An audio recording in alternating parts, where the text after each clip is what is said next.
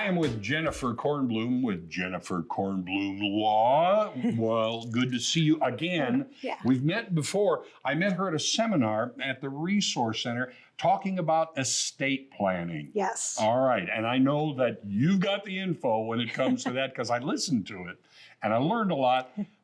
But I'm going to see how much I learned, all right? Because you're going to kind of put me through a little quiz here, aren't you? I am. All right. All right. So, first one, what happens to a revocable trust in a divorce? A revocable trust? Yes.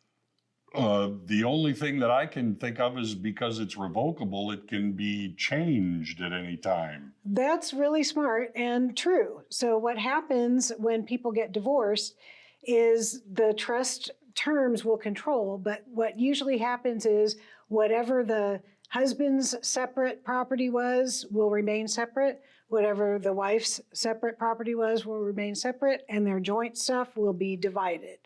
Ah. Yeah, so the trust usually spells that out, but a revocable trust is going to be dissolved if a divorce happens. Revocable. Yes, Okay, exactly. it can change. All right. What else you got there? Okay, so what is the weirdest thing that a family has fought over after a loved one died?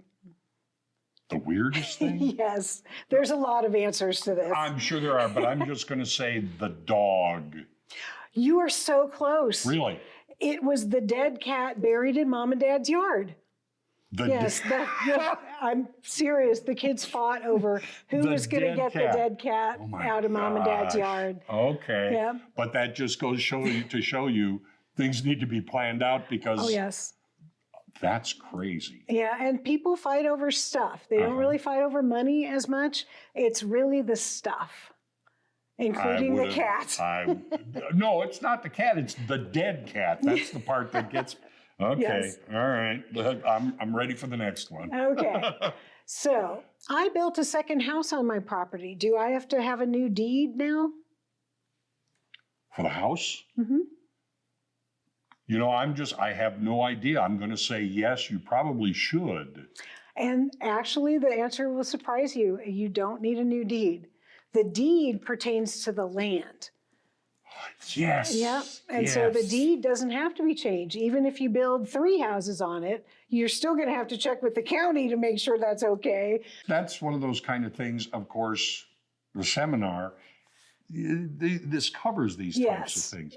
Okay. You'd think I would have remembered. Well, it's because I'm not building anything on any property. All right. What else? What else? Okay. I think, how do I name a guardian for my pet? That's up to me, isn't it? It is. But if you write it down, then your guardian officially can take the pet when you pass, and you usually leave a little bit of money for them too for the vet bills. Okay. All right. So there is a method to the madness, so to speak. Yep. Your estate plan can take care of your pets. Okay. You have another question ready? I think there's one left. All right. What happens to my crypto account after I die? I have no earthly idea. I just saw that the other day on one of the news sites that I go to, and I didn't think, well, I don't have any really, so I didn't click on it. Yeah. What happens to it? You know, it's really interesting. You can put your crypto in your estate plan and leave it to somebody, but the problem is if that somebody does not have your wallet and your key, then that crypto account is going to disappear. Yes. So very important provisions have to be done if you're going to leave your crypto account to somebody. Okay. The first few questions. That last one, however, there are a lot of people who are into crypto, which is a really good reason to look for what you're able to do to people and just remind them how you're able to help them through all of these pitfalls. Well, I do estate planning exclusively. So I can help people with small estates, large estates, any size, just help them plan for what's going to happen to their stuff after they pass away. And the word estate doesn't mean it's like a manor home or anything like that. Right. A lot of people think that. Now, a typical Missouri estate is somebody who has a house and maybe some land or some savings accounts. It's really It's not the mansion with the horses grazing out in front. Don't make that mistake. Right. If people want to get in touch, would like to maybe set up an appointment with you or something like that, how do they do it?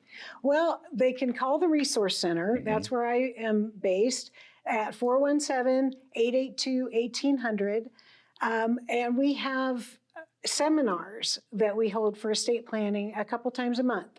And so they can come to one of those. They are great too. You will learn a whole lot, and every bit of it is beneficial. Jennifer, thanks for being with us. Thanks for having me. Give her a call.